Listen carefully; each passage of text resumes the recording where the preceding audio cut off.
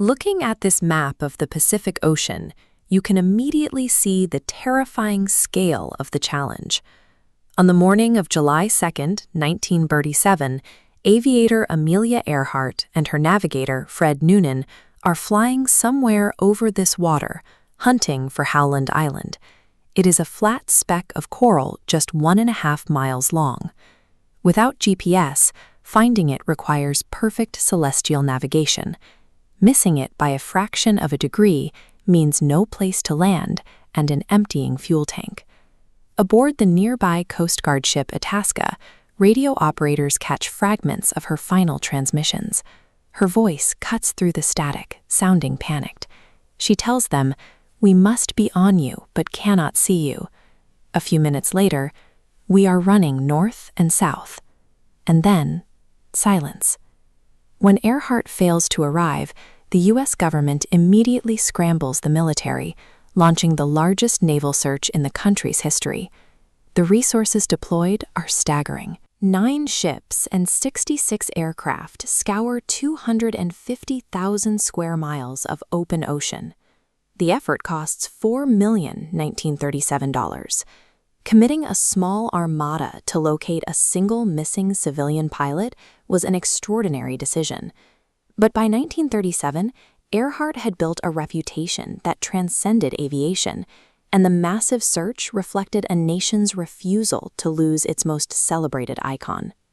17 years earlier, at a 1920 California air show, a young Amelia Earhart took a 10-minute joyride with pilot Frank Hawks. By the time the plane touched back down, her life's trajectory was set. She later recalled, "As soon as I left the ground, I knew I had to fly." Aviation in the 1920s was intensely male-dominated and prohibitively expensive. To afford lessons, she worked as a truck driver, a stenographer, and a photographer, pouring every dollar into training with Netta Snook, one of the few female flight instructors available at the time. By 1921, she saved enough to purchase her own aircraft. It was a Kinner Airster biplane, painted bright yellow, which she nicknamed the Canary. Inside that yellow biplane, she quickly began pushing physical limits. In 1922, she flew to 14,000 feet, setting an altitude record for women. A year later, she received her international pilot's license, becoming only the 16th woman in the United States to do so. Earning her license provided Earhart with professional validation in the skies, while simultaneously dealing a direct blow to the rigid gender barriers of 1920s aviation. In 1928, a publisher named George Putnam invited her to fly across the Atlantic Ocean aboard a plane called the Friendship.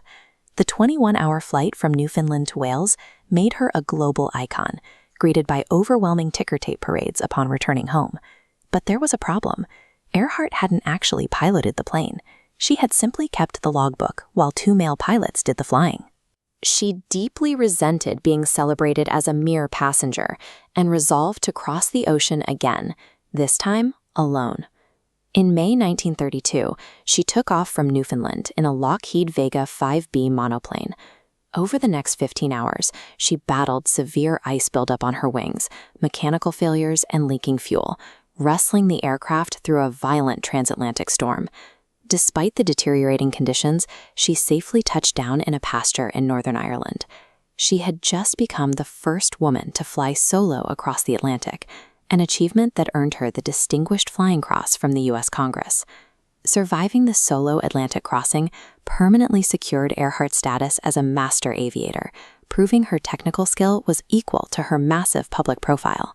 Off the tarmac, Earhart leveraged her fame to advocate for women's independence. She took a position at Purdue University as a career counselor, actively encouraging young women to pursue degrees in engineering, science, and exploration. To ensure female aviators had a dedicated support network, she helped establish and served as the first president of an international organization for female pilots, known as the 99s. She applied this exact same fierce independence to her personal life. When she married the publisher George Putnam in 1931, she explicitly rejected the era's traditional domestic expectations, demanding their marriage function as an equal partnership. Never one to rest, Earhart announced her ultimate ambition in 1937, a monumental 29,000-mile flight around the Earth at the equator. Setting off from the United States, she pushed through South America, Africa, India, and Southeast Asia. By late June, she and Fred Noonan had successfully completed 22,000 miles, arriving in New Guinea before taking off for that fatal final leg over the open Pacific. For decades, experts have debated what went wrong on that final approach. The most widely accepted conclusion among aviation historians is the crash and sink theory, that Earhart simply ran out of fuel while searching for Howland Island, ditching the Electra into the ocean. Other researchers point to the Gardner Island hypothesis. This theory suggests the pair navigated to a different, uninhabited atoll called Nikumaroro, surviving for a short time as castaways. Teams have recovered bone fragments, shoe parts, and old bottles there, though conclusive proof remains elusive. A third popular story claims Earhart was captured by Japanese forces in the Marshall Islands. However, historians have thoroughly examined this, finding no credible documentary or physical evidence to support it. With no wreckage ever officially identified, the U.S. government declared Earhart dead in absentia on January 5, 1939. The physical fate of her aircraft remains one of the 20th century's most enduring puzzles. Yet her disappearance did little to diminish her impact. Over the following decades, she has been commemorated on U.S. postage stamps, had airports and schools named in her honor, and cemented her status as a permanent icon of human curiosity. Earhart's enduring legacy rests on her life's command to women to challenge boundaries, demonstrating that failure serves